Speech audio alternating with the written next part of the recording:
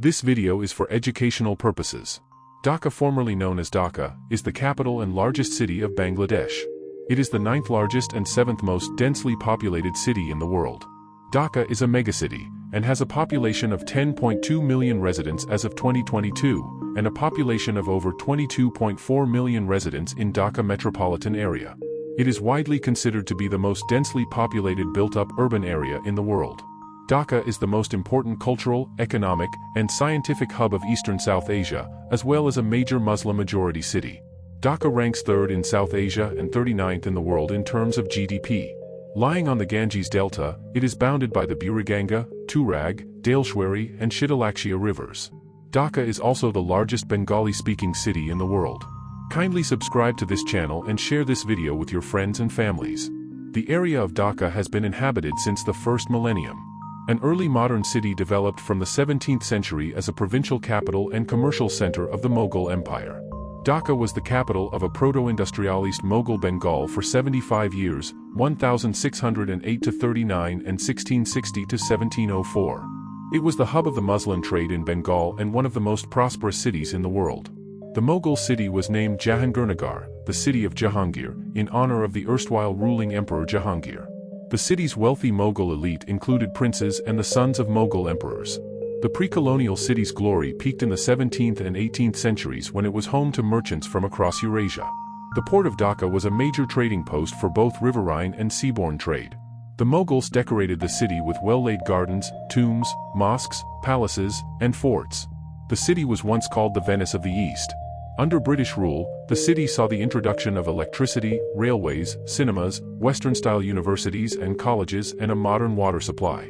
It became an important administrative and educational center in the British Raj, as the capital of Eastern Bengal and Assam province after 1905. In 1947, after the end of British rule, the city became the administrative capital of East Pakistan. It was declared the legislative capital of Pakistan in 1962. In 1971, after the Liberation War, it became the capital of independent Bangladesh. In 2008, Dhaka celebrated 400 years as a municipal city. A beta global city, Dhaka is the center of political, economic, and cultural life in Bangladesh.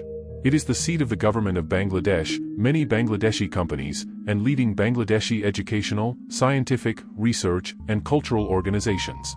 Since its establishment as a modern capital city, the population, area, and social and economic diversity of Dhaka have grown tremendously. The city is now one of the most densely industrialized regions in the country. The city accounts for 35% of Bangladesh's economy. The Dhaka Stock Exchange has over 750 listed companies. Dhaka hosts over 50 diplomatic missions as well as the headquarters of BIMSTEC, SERDAP, and the International Jute Study Group. Dhaka has a renowned culinary heritage. The city's culture is known for its rickshaws, kachi biryani, art festivals, and religious diversity. Dhaka's most prominent architectural landmark is the modernist Jatio Sangshad Bhavan, while it has a heritage of 2,000 buildings from the Mughal and British periods. The city is associated with 2 Nobel laureates. Its annual Bengali New Year celebrations are known for being widely colorful and artistic, which was recognized by UNESCO for its importance to world heritage. Dhaka has produced many writers and poets in several languages, especially in Bengali and English. The origins of the name Dhaka are uncertain. It may derive from the dhak tree, which was once common in the area, or from Daleshwari, the patron goddess of the region. Another popular theory states that Dhaka refers to a membranophone instrument, dhak, which was played by order of Subadar Islam Khan I during the inauguration of the Bengal capital in 1610. Some references also say it was derived from a Prakrit dialect called Dhaka Basa, or Dhaka, used in the Rajtaranjini for a watch station, or it is the same as Devaka, mentioned in the Allahabad pillar inscription of Samudragupta as an eastern frontier kingdom. According to Rajtaranjini written by a Kashmiri Brahmin, Kalhana, the region was originally known as Dhaka. The word Dhaka means watchtower. Baikrampur and Sonargan, the earlier strongholds of Bengal rulers, were situated nearby. So Dhaka was most likely used as the watchtower for the fortification purpose. The history of urban settlements in the area of modern-day Dhaka dates to the first millennium. The region was part of the ancient district of Baikrampur, which was ruled by the Sena dynasty. Under Islamic rule, it became part of the historic district of Sonargan, the regional administrative hub of the Delhi and the Bengal Sultanates. The Grand Trunk Road passed through the region, connecting it with North India, Central Asia, and the southeastern port city of Chittagong. Before Dhaka, the capital of Bengal was Gaur. Even earlier capitals included Panjua, Baikrampur and Sonargaon. The latter was also the seat of Isa Khan and his son Musa Khan, who both headed a confederation of 12 chieftains that resisted Mughal expansion in eastern Bengal during the late 16th century. Due to a change in the course of the Ganges, the strategic importance of Gaur was lost.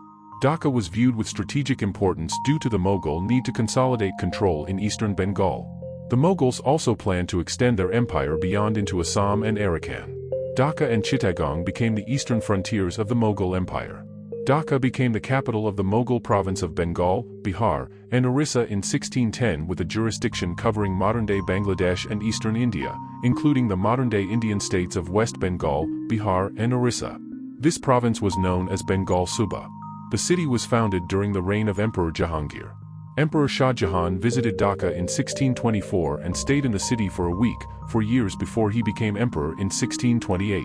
Dhaka became one of the richest and greatest cities in the world during the early period of Bengal Suba, 1610 to 1717. The prosperity of Dhaka reached its peak during the administration of Governor Shaista Khan, 1644 to 1677 and 1680 to 1688. Rice was then sold at 8 mons per rupee. Thomas Bowray, an English merchant sailor who visited the city between 1669 and 1670, wrote that the city was 40 miles in circuit. He estimated the city to be more populated than London with 900,000 people. Bengal became the economic engine of the Mughal Empire. Dhaka played a key role in the proto-industrialization of Bengal. It was the center of the muslin trade in Bengal, leading to muslin being called Dhaka in distant markets as far away as Central Asia. Mughal India depended on Bengali products like rice, silk and cotton textiles. European East India companies from Britain, Holland, France, and Denmark also depended on Bengali products. Bengal accounted for 40% of Dutch imports from Asia, with many products being sold to Dutch ships in Bengali harbors and then transported to Batavia in the Dutch East Indies. Bengal accounted for 50% of textiles and 80% of silks in Dutch textile imports from Asia. Silk was also exported to pre-modern Japan. The region had a large shipbuilding industry which supplied the Mughal navy. The shipbuilding output of Bengal during the 16th and 17th centuries stood at 223,250 tons annually, compared to 23,061 tons produced by North America from 1769 to 1771.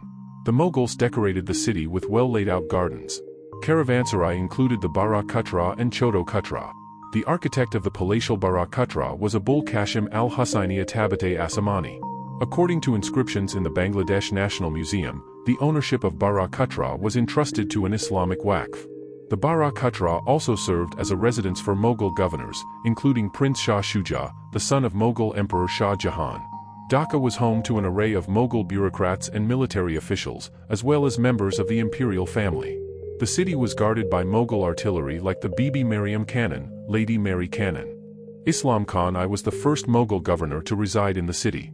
Khan named it Jahangir Nagar, the city of Jahangir, in honor of the Emperor Jahangir. The name was dropped soon after the English conquered. The main expansion of the city took place under Governor Shaista Khan. The city then measured 19 by 13 kilometers, 11.8 by 8.1 miles, with a population of nearly 1 million. Dhaka became home to one of the richest elites in Mughal India. The construction of Lalbagh Fort was commenced in 1678 by Prince Azam Shah, who was the governor of Bengal, a son of Emperor Aurangzeb and a future Mughal emperor himself. The Lalbagh Fort was intended to be the viceregal residence of Mughal governors in eastern India. Before the fort's construction could be completed, the prince was recalled by Emperor Aurangzeb. The fort's construction was halted by Shaista Khan after the death of his daughter Peri Bibi, who is buried in a tomb in the center of the unfinished fort. Peri Bibi, whose name means fairy lady, was legendary for her beauty, engaged to Prince Azam Shah, and a potential future Mughal empress before her premature death. Internal conflict in the Mughal court cut short Dhaka's growth as an imperial city. Prince Azam Shah's rivalry with Murshid Quli Khan resulted in Dhaka losing its status as the provincial capital. In 1717, the provincial capital was shifted to Murshidabad where Murshid Quli Khan declared himself as the Nawab of Bengal. Kindly subscribe to this channel and share this video with your friends and families. Under the Nawabs of Bengal, the Naib Nazim of Dhaka was in charge of the city. As the principal tax collector, the annual revenue of the Naib Nazim was 1 million rupees, which was a staggeringly high amount in that era. The Naib Nazim was the deputy governor of Bengal. He also dealt with the upkeep of the Mughal navy.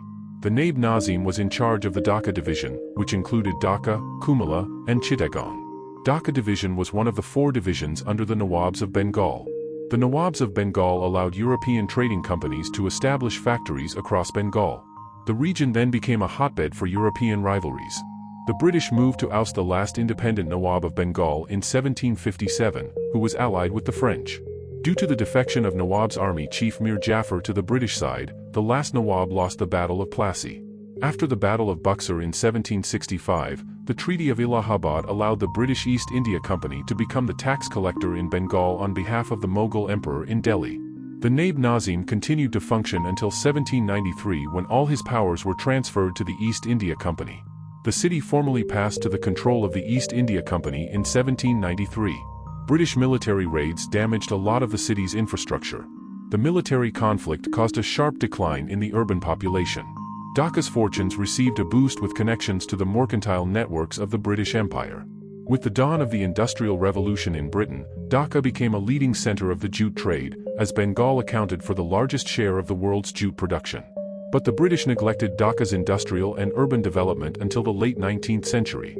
Income from the pre-colonial, proto-industrialized textile industry dried up. Bengali weavers went out of business after the imposition of a 75% tax on the export of cotton from Bengal, as well as the surge in imports of cheap, British-manufactured fabrics after the advent of the spinning mule and steam power. Many of the city's weavers starved to death during Bengal's great famines under British rule. The rapid growth of the colonial capital Calcutta contributed to the decline in Dhaka's population and economy in the early 1800s. In 1824, an Anglican bishop described Dhaka as a city of magnificent ruins. Dhaka hosted factories of the English East India Company, the Dutch East India Company, and French East India Company. The property of the Ehsan Manzil was initially bought by the French for their factory and later sold to the Dhaka Nawab family. The Portuguese were reportedly responsible for introducing cheese. Dhaka saw an influx of migrants during the Mughal Empire. An Armenian community from the Safavid Empire settled in Dhaka and was involved in the city's textile trade, paying a 3.5% tax. The Armenians were very active in the city's social life. They opened the Pogo school. Marwaris were the Hindu trading community. Dhaka also became home to Jews and Greeks. The city has a Greek memorial. Several families of Dhaka's elite spoke Urdu and included Urdu poets. Persians also settled in the city to serve as administrators and military commanders of the Mughal government in Bengal. The legacy of cosmopolitan trading communities lives on in the names of neighborhoods in Old Dhaka, including Farishganj, French Bazaar, Armanidala, Armenian Quarter, and Postagala, Portuguese Quarter. According to those who lived in the historic city, Dhaka was a courtly, genteel town, the very last flowering, in their telling, of Mughal etiquette and sensibility. It is this history that is today still reflected in the faded grandeur of the old city, now crumbling due to decades of neglect. The narrow, winding, high-walled lanes and alleyways, the old high-ceilinged houses with verandas and balconies, the old neighborhoods, the graveyards and gardens, the mosques, the grand old mansions, these are all still there if one goes looking. Railway stations, postal departments, civil service posts and river port stations were often staffed by Anglo-Indians. The city's hinterland supplied rice, jute, gunny sacks, turmeric, ginger, leather hides, silk, rugs, saltpeter, salt, sugar, indigo, cotton, and iron. British opium policy in Bengal contributed to the Opium Wars with China. American traders collected artwork, handicrafts, terracotta, sculptures, religious and literary texts, manuscripts, and military weapons from Bengal. Some objects from the region are on display in the Peabody Essex Museum. The increase in international trade led to profits for many families in the city, allowing them to buy imported luxury goods. This video will continue in part 2. See you in the next one.